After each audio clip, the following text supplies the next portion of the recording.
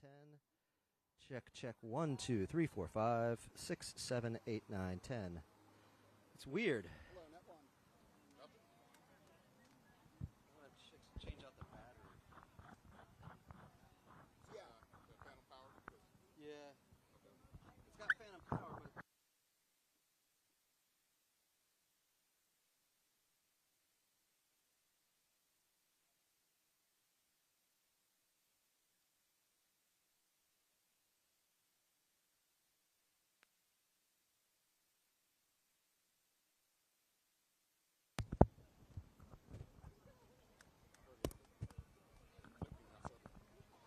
Check, check, check. 1, 2, 3, 4, 5, 6, 7, 8, 9, 10.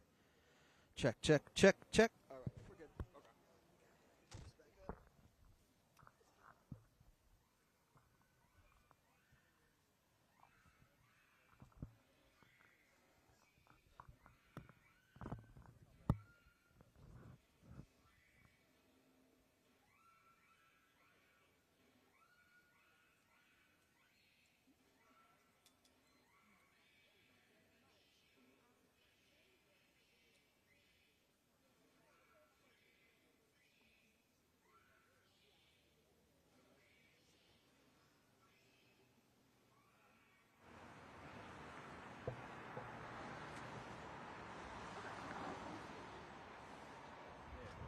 Can you hold that? You just do a quick mic check for us on the podium.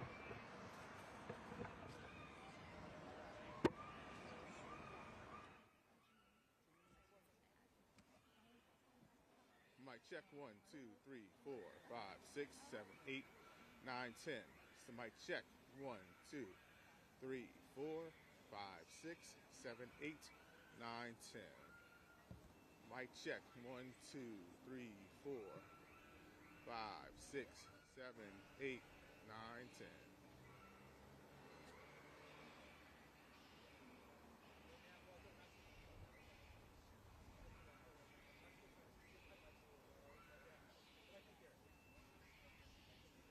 Mic check. 1, 2, 3, 4, 5, 6, 7, 8, 9, 10.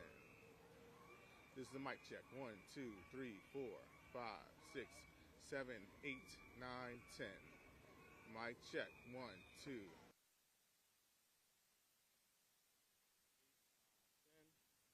This is the mic check. 1, 2, 3, 4, 5, 6, 7, 8, 9, 10. I can keep going. 1, 2, 3, 4, 5, 6, 7, 8, 9, 10. Mic check. 1, 2, 3, 4, 5, 6, 7, 8, 9, 10. Mic check. 1, 2, 3, 4, 5, 6, 7, 8, 9, 10. Are we coming in still low? All right.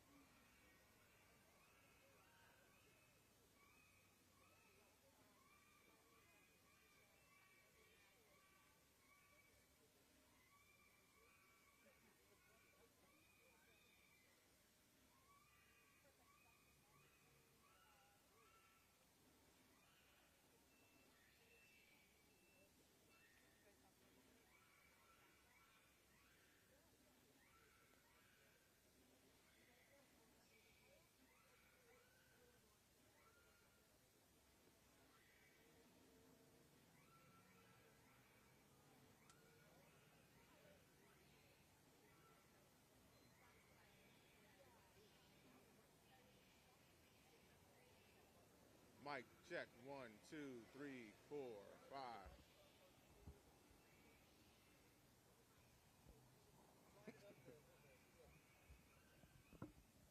There we go. How about that? Mic check. 1, 2, 3, 4, 5, 6, 7, 8, 9, 10. Mic check. 1, 2, 3, 4, 5, 6, 7, 8, 9, 10. Are the levels leveling? Are the mics micing?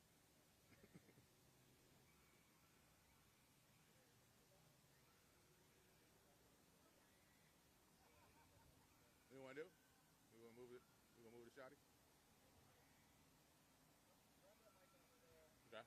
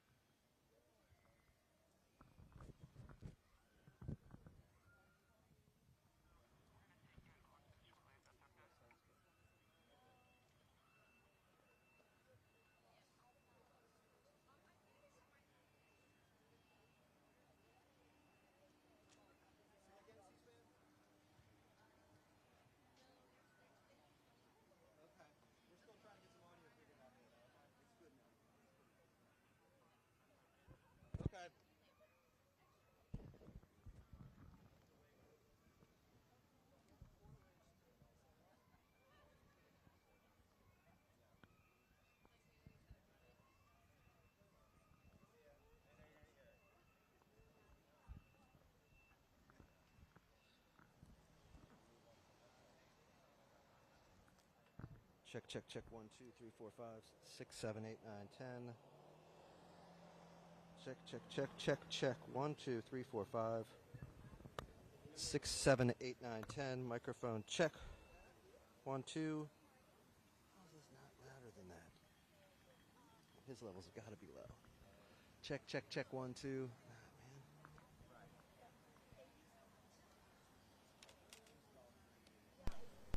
Check, check, check. 1, 2, 3, 4, 5, 6, 7, 8, 9, 10. That's a little better. I think I can make that work. Hey, monitor this audio right here because I just switched you to auto on your inputs, and the level rose up a lot. Check, check, check. 1, 2, 3, 4, 5. Does that sound good? Is that better? I think so. Yeah. It's not any louder here. Check, check. Okay. Well, if it works. Okay, that's from them. Yeah, I still want to. Yeah, put this back up there. We'll grab the shotgun. Sorry. I don't want you to do it yet, but actually, after Ashley, he's going to come up with it. Sorry, do you need to? Yeah, I was going to switch it out here. And then, right after she finishes, before audio comes up, you'll sound. Okay. Because the mic's Gotcha. So it is also right here that we can just do it like down, volume down and up there. Oh. I would probably leave it going and just mute it so that it doesn't avoid. Okay. So that it avoids the other issues. But we can turn it back up for now.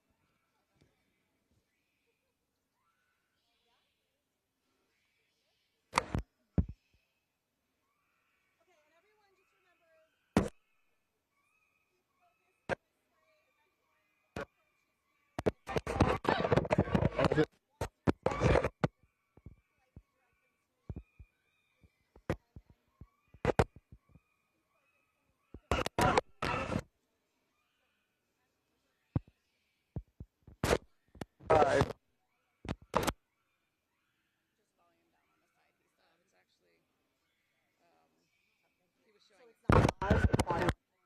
so it's the bottom one that's volume down.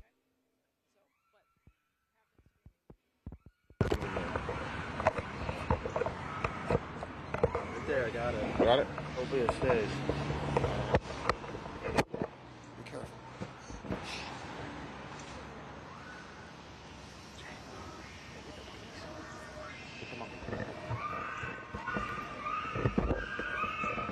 Good morning, everyone. Thank you for being here. I'm Ashley Byrne, PETA's Director of Outreach Communications. And first, our first speaker who I'll be introducing is Dr. Alka Channa. She's PETA's Vice President of Laboratory Investigations.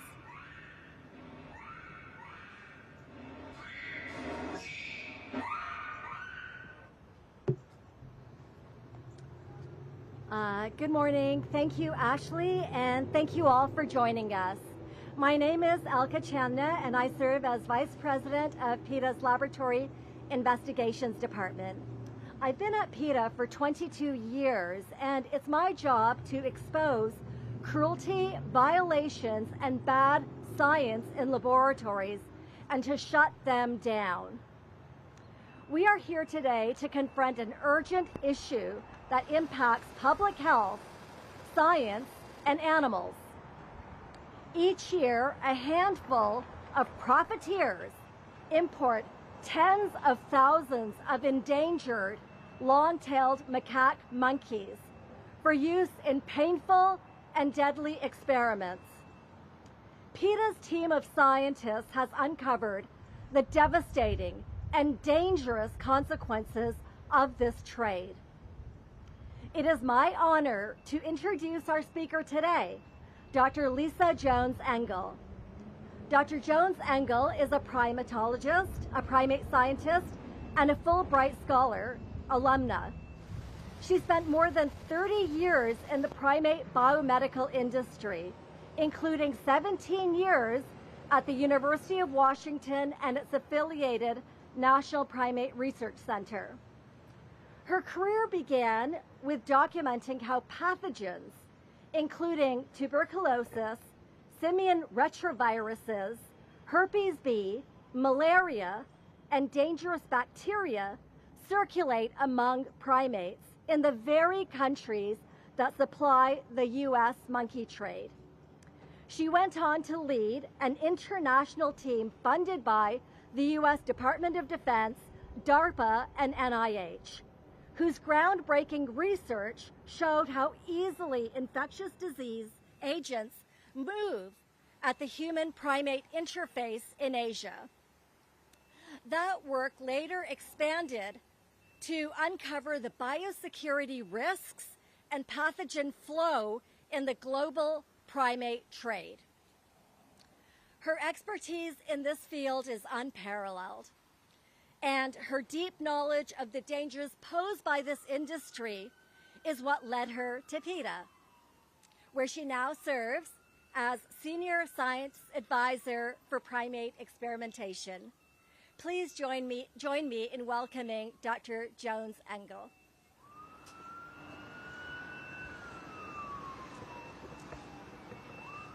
Good morning, and thank you for being here today. I'm going to share evidence that reveals why PETA is calling on the Department of Health and Human Services to end the importation of monkeys into the U.S. laboratories.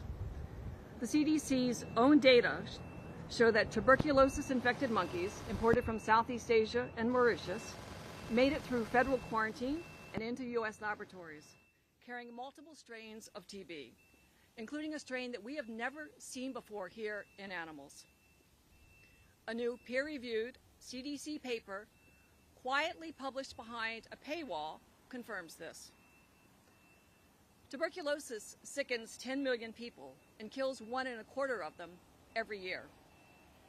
It's the world's leading cause of death from a single infectious agent, according to the World Health Organization. This deadly disease is coming into the U.S. and, ironically, going into the laboratories that are supposed to be curing diseases. Now, TB is not just a monkey disease, TB is not just a human disease. Monkeys are bridge hosts, capable of cross-species transmission, shedding the mycobacteria through their breath, their saliva, their urine, their feces. Every infected monkey flown into the U.S. threatens to not only expose humans, but also cattle, other domestic animals, and even wildlife, magnifying the danger far beyond the confines of the laboratories. The CDC claimed that between 2013 and 2020, virtually no TB-infected monkeys entered U.S. quarantine. But between 2021 and 2024, their own data showed that 69 infected monkeys arrived on 17 separate shipments. Each year, the number of shipments increased with infected animals. Even worse, the CDC's quarantine missed nearly 1 in 5 infected monkeys. Half of those missed animals came from shipments where another monkey had already tested positive. You don't need to be an epidemiologist to see the recklessness of this. So here's the picture. Hundreds of monkeys packed in wooden crate, diseased, distressed, flown from Southeast Asia or Mauritius, countries that the CDC admits have lax biosecurity. Some test positive in U.S. quarantine, and still the CDC clears the rest of the shipment and releases those animals. Between 2021 and 2024, this happened again and again. So what happens next? In some cases, monkeys cleared from quarantine were diagnosed 27 months later with the same strain that had already been detected in their original shipment. In other cases, new strains surfaced months down the line. And in many cases, no strain data were reported at all, meaning we have no idea what type of mycobacteria tuberculosis those animals were carrying. The implication is unavoidable. The CDC knowingly releases thousands of imported monkeys that have been exposed to TB during quarantine. And by releasing exposed monkeys, the CDC seeded reservoirs of TB in laboratories and breeding facilities across the nation that house tens of thousands of additional monkeys. And it does not stop there. States that house monkeys are kept in the dark because there is no requirement to report post-quarantine TB cases to state officials. Everything relies on the voluntary reporting by importers. So in effect, the CDC has adopted a don't ask, don't tell policy for monkey tuberculosis. And finally, remember this. The study behind those findings covered 0.001% of the nearly 100,000 monkeys that were imported during that 2021 to 2024 period. The true scope of infection is almost certainly much larger. Ironically, the authors' papers bemoaned their lack of data and concluded that they could be more responsive to the public health impacts of failing to detect TB among imported monkeys during quarantine if they knew how frequently they were missing infections. This from the agency that is still clinging to an outdated tuberculosis skin test, a crude and notoriously insensitive tool that misses many infections. Worse still, the CDC's report, which is in your packet that we've shared with you, glosses over latent TB entirely and the testing blind spot that this creates. Despite that fact, the macaque monkeys, like humans, can carry the TB mycobacteria silently for years before reactivating and shedding. By ignoring latency, overlooking apparently healthy monkeys, and relying on a centuries-old test, the CDC all but guaranteed that infected monkeys would slip through quarantine and into labs, creating a persistent source of infection that endangers workers, public health, and the integrity of the research itself for which these monkeys were brought into the U.S. in the first place. Experimenting on monkeys is ineffective to begin with, but doing so on already sick animals guarantees failure. This isn't a testing labs, it is a biosecurity crisis that should have shut down the pipeline years ago. CDC scientists confirmed 4 distinct strains of TB in just the handful of monkeys that they were made aware of. Evidence that this is not an isolated occurrence, but a sustained pathway for introduction and circulation of one of the world's most deadliest infections. Once inside U.S. colonies, TB infections compromise research validity, they waste millions in taxpayer dollars, and have resulted in documented human exposures. This is an escalation of an issue that the CDC has failed to deal with for years. In 2019, during the period that the CDC had said no TB-infected monkeys are really coming in, the Oregon National Primate Research Center imported monkeys, which had been cleared by the CDC, but turned out to be latently infected, setting back projects that those animals were assigned to for years. A few years prior to that, at that same facility at the Oregon National Primate Research Center, they had a much larger outbreak of tuberculosis among imported monkeys. And in 2023, in Spain, smack dab in the middle of this surge in TB cases, monkeys imported from Vietnam passed screening in Spain, but were later confirmed TB positive. Vietnam, a known TB hotspot, was exporting monkeys to the U.S. at the very same time. So across more than a decade, spanning continents, and the very supply chains feeding U.S. labs, these cases reveal a systemic failure, not an anomaly. So why then does the CDC's limited and troubling data downplay the crisis, contradicting TB figures from another federal agency? In September of 2024, again, you'll see this in your packet, PETA filed a FOIA request with the USDA's National Veterinary Services Laboratories for all records of monkeys with imported TB between January 2023 and August 2024. The result?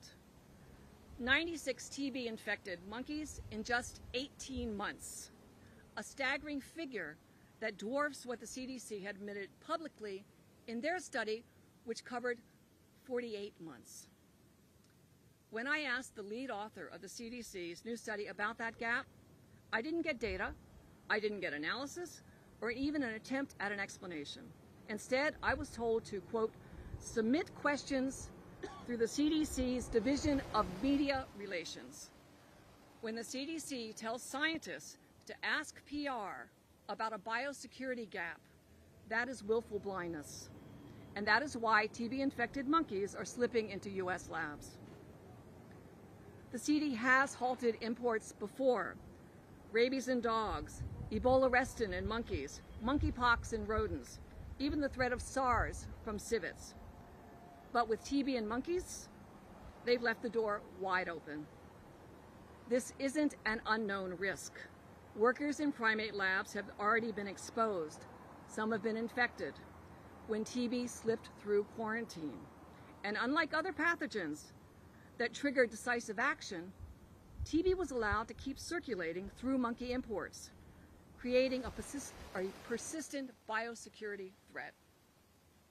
And all of this risk serves no significant scientific purpose. The Food and Drug Administration does not require monkeys for drug testing or mandated safety studies. Their continued use is driven by habit, institutional inertia, and the industry's preference and profit, not by any legal or scientific mandate. Yet the U.S. continues to import tens of thousands of monkeys each year from countries with documented tuberculosis problems, supplying pharmaceutical companies, contract research organizations, and even federal agencies like the National Institutes of Health and the Department of Defense. The corporations driving this trade, Charles River Laboratories, Worldwide Primates, Innovative, and Alpha Genesis Inc., are amongst the largest monkey importers. This is a pipeline built on willful blindness. The risks are known, the evidence is clear, and yet the imports continue. Stopping this threat means shutting down the international monkey importation line. PETA calls on the Department of Health and Human Services to end this crisis today by halting the imports of monkeys into U.S. laboratories. This isn't only about animal suffering. Though the cruelty in this trade, in this pipeline, is staggering, this is about national security. The CDC's own data prove the danger is real. Keeping the pipeline open is a choice, and one that this government can no longer justify. We must close our borders to disease. Thank you, and I'm happy to take any questions.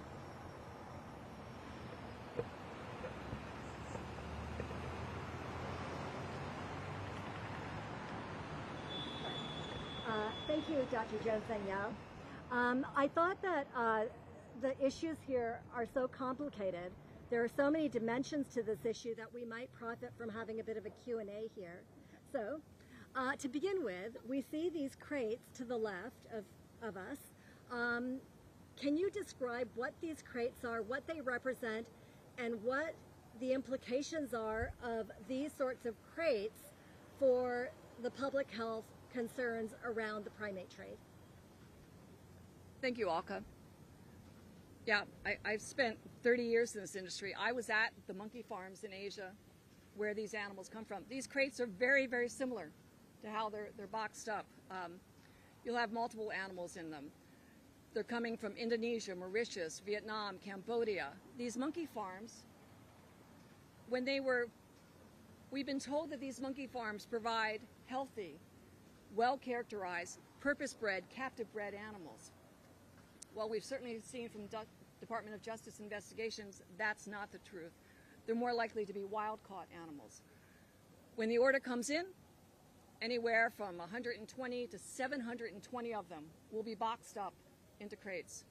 The nets are thrown over top of them. They're loaded onto the airplanes. Those trips can last up to 48 hours as they're going from perhaps Cambodia to Houston or Miami or JFK, Chicago, the ports of entry for primate importers into this country. During that time, the animals are screaming, but they're also bleeding, and they're urinating, and they're defecating, and they're vocalizing. So any pathogen that they had within them is now coming out of them. There is a little bit of opening that allows airflow. Okay, tuberculosis is also an aerosolized pathogen. So anything these animals come in with, they are bringing with them, and throughout every step of this pipeline, those pathogens can then be exchanged. And they stay in these boxes until they hit the CDC quarantine. I think about the fact that the monkeys who are put in these crates many of them are taken from the wild, they're stolen from the wild. Others are bred in these facilities in Asia or in Mauritius. Could you please describe these facilities for us? Give us a picture of what they look like. You know, I have my disease, my scientist as an infectious disease expert hat on. I'm going to put on my primatologist hat here. The way that these animals are, so the thing about macaques, which is the monkey that's been chosen, this long-tailed macaques, they live in large multi-male, multi-female groups. The industry has taken to capturing entire troops of them from the forest, and they do that by going to their sleeping tree at night, putting a net down, chopping all the other trees down, and then as the animals wake up in the morning, they come running down, and there's a free-for-all at that point. These macaques will fight to the death to protect each other, and that's often what happens. So the animals that do survive the initial capture, they're wounded, they're broken, they go into the monkey farms. The monkey farms themselves are fetid. That is actually, I think that is the key descriptor of them. The animals are stressed out. They're no longer with their family. They're terrified. Yes, they're being fed. Yes, they're provided water. But these animals are no longer, they're basically at that point biological ticking time bombs. Because all the pathogens that they've been exposed to, which their immune systems when they're in the wild can hold on to, can keep locked down, basically their immune system comes apart in captivity. And that's why we see things like latent tuberculosis basically literally start coming out of them through their saliva, their feces, their urine. These facilities are indescribably horrific.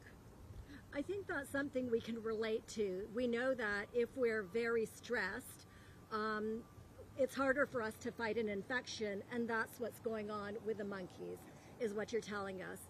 So they're in these crates for 40 hours. Where exactly in an airplane, first of all, are these monkeys sometimes held in passenger airlines? Yes. Ethiopian Airlines actually transports these animals from Mauritius, also sometimes from Southeast Asia, on the same planes that they transport passenger airlines. Just yesterday, we actually got a notice that SmartLynx, another charter airline, was bringing in monkeys from Mauritius and had been cited by the USDA for a violation because, again, these shipments are very large. You might have 70, 80, 100 or 200 crates. SmartLynx had packed all the crates on top of each other, and so that right in the middle were crates of monkeys with other crates stacked on top of them. So imagine that. There's no airflow. The only thing those monkeys could experience was the smell of fear and the sound of fear around them. The USDA pointed out, you know what? You can't transport monkeys like that. But that was, SmartLynx got caught. But again, it was not an anomaly. These animals are transported as cargo in many cases. They're boxed up, they're roped up, they're plastic wrapped with the idea that somehow that's the most efficient way of moving them. That's really troubling. And you know, sometimes when I'm flying, I like to watch the flight status to know how much longer is the flight going to be. And, you know, I'm anticipating that we're going to land soon. Now, these monkeys, you said that some of these flights, the travel time can be as long as 40 hours. And these monkeys don't know what's happening to them. Not only do they not know what's happening to them, monkeys don't belong in plains. Monkeys belong in the forests. Monkeys belong in the villages. Monkeys belong in their natural habitats.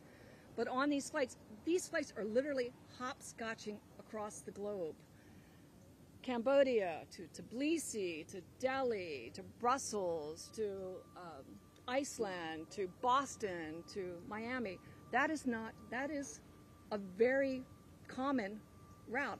They'll stop in Canada on the way as well and let some monkeys offload some monkeys. Imagine that the takeoff and descent every time for them, the sound, the feeling, the smell, the terror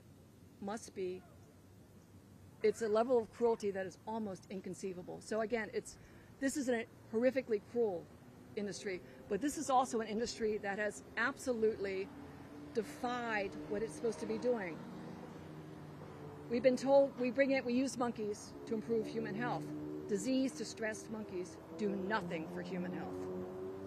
Thanks, Lisa. I want to bring the conversation now to the United States because at present the CDC is permitting monkeys to be brought into the U.S. for biomedical experimentation, testing pharmaceuticals, that sort of thing. I have heard you talk about the CDC quarantine sites, and you describe them as black sites. Can you tell us why you describe these sites as black sites? So recall that taxpayers pay for the vast majority of this experimentation. And yet, the CDC will not disclose where the overwhelming number of their primating quarantine facilities are. The other thing that CDC doesn't tell everyone, again, 30 years in this industry, I thought CDC quarantine meant that CDC officials were the ones conducting the 31-day quarantine, conducting the tuberculin skin test. No, it's actually the importers themselves, the Charles Rivers, the worldwide primates, the inactive. These monkeys come off the plane, they're driven to those facilities, we have no idea where they are, and then it is the job for the importer to conduct the tests.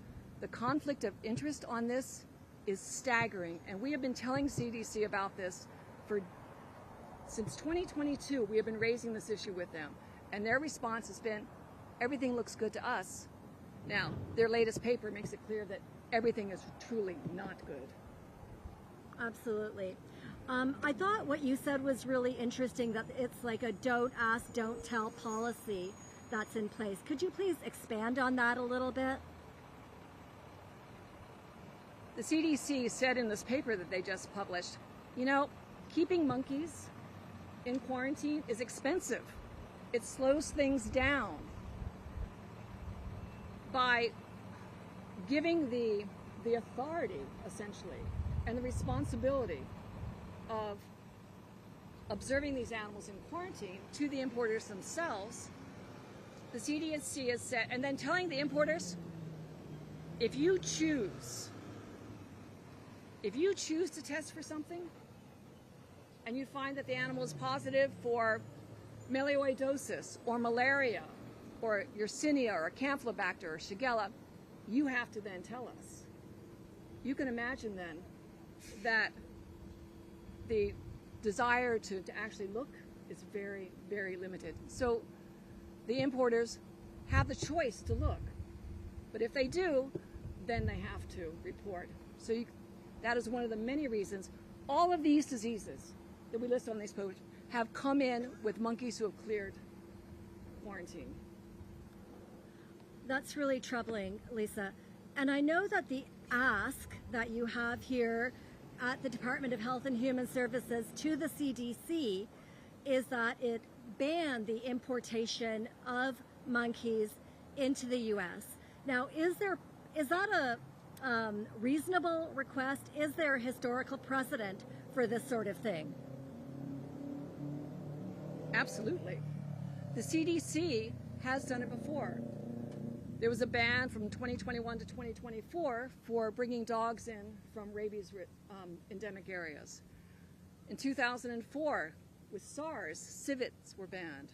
And I think it was in 2001, African rodents were banned when they were found bringing in monkeypox. Ebola restin, which was brought in by monkeys back in the late 80s, there was a temporary halt on monkeys brought in from the Philippines. Just in 2015, the Philippines itself actually halted any exports of monkeys because they were discovering Ebola restin and simian hemorrhagic viruses in their colonies.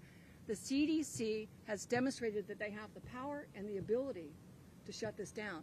But for some reason, with TB, the door has been left wide open.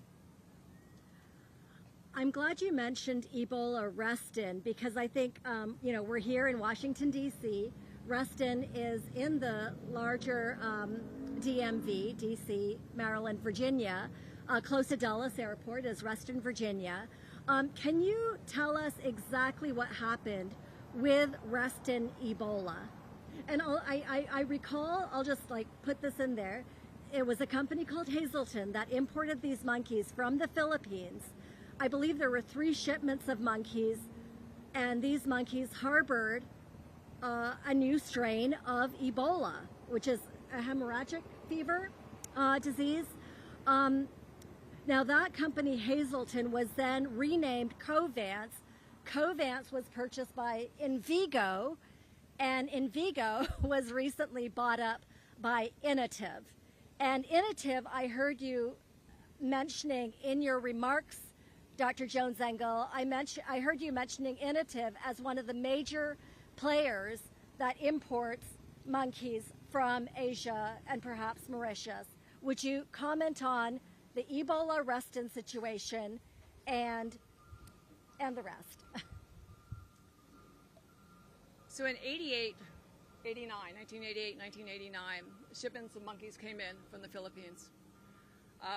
They were in the facility in Reston, and the animals started bleeding. They were bleeding from their noses, they were bleeding from other places.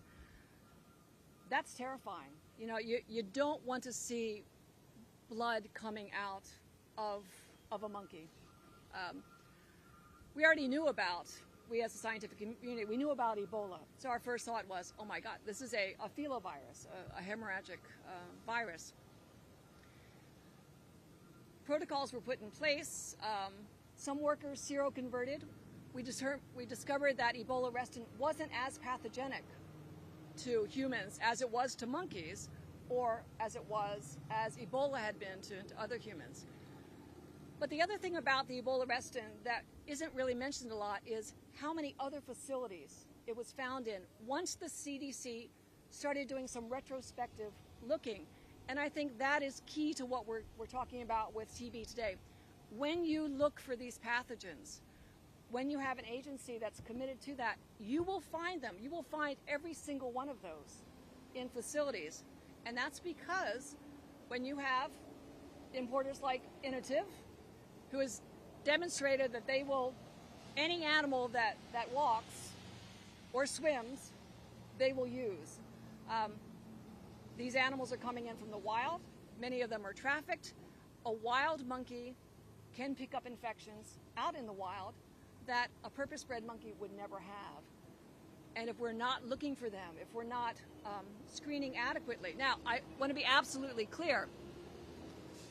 Filoviruses are is the only other virus during quarantine that the importers are required to report and look for. So we've been burned by the Ebola restin. The fear of death was put into the scientific and the import community with that virus. TB is a much more insidious pathogen. The problem with TB is they're not bleeding out of their eyes. They might be coughing. They might be losing weight. They might have diarrhea. These are all very non-specific symptoms.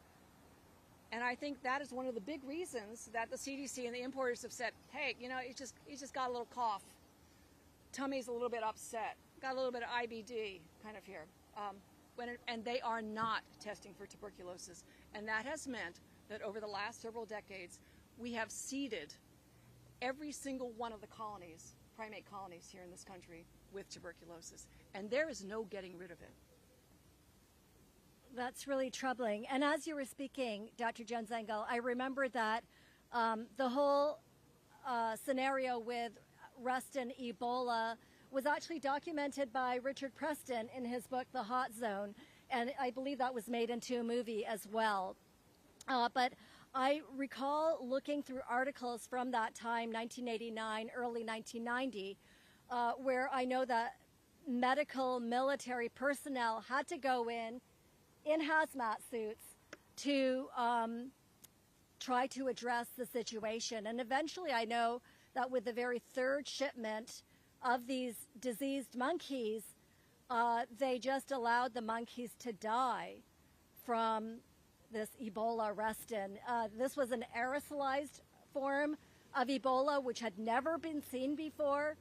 You know, I feel like back in 2020, we all got a crash course in pandemics with the COVID pandemic and thinking about mutation of viruses and so on. Would you care to comment on that? So here's the thing about when you are infected with tuberculosis. Your immune system has basically collapsed. You know, which means that you are much more susceptible to other infections, any of these others that are here, that you might have been holding on to, or that you might actually now be exposed to because of your cage mate next door, who's been in that colony for years. The other thing about using monkeys infected with tuberculosis, the definition of a model, of an animal model, or any model, it is only as good as it is well characterized.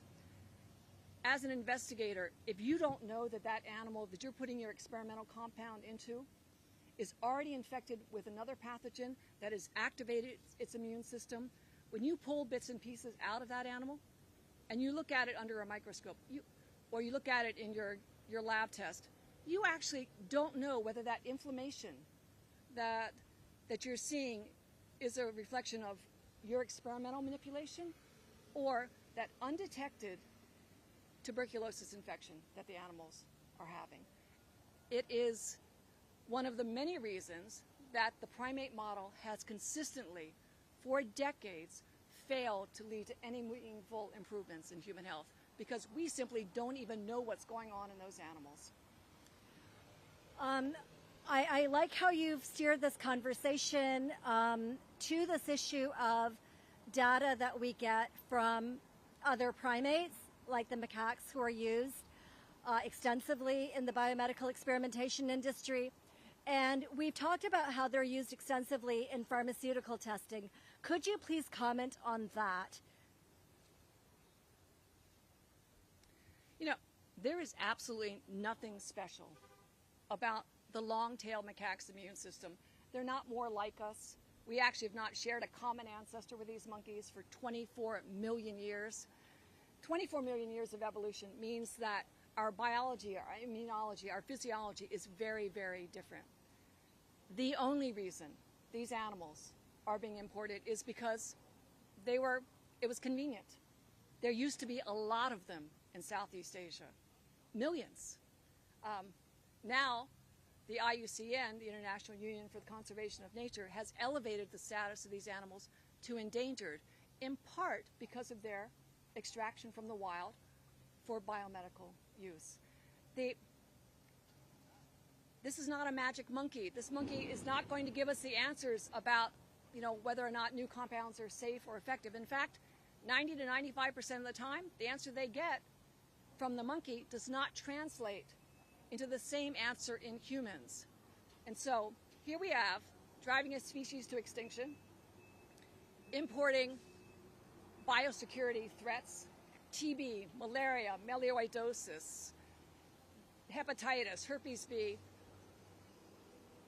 and we are spending taxpayers' money. We have violated basically the U.S. Research pipeline, and not just the pipeline of monkeys, all U.S. research that involves monkeys have been contaminated. So we are, the CDC and the importation companies have seeded every single one of the colonies in the U.S. with TB-infected animals.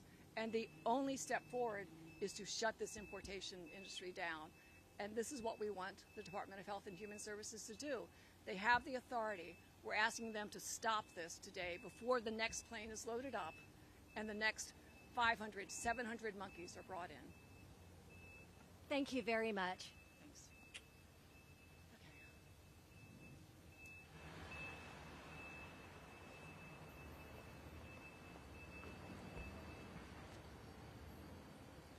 Thanks so much, everyone. If there are no further questions, we will wrap up this portion of our press conference. But if you'd like to do individual interviews, just let us know. Thanks so much.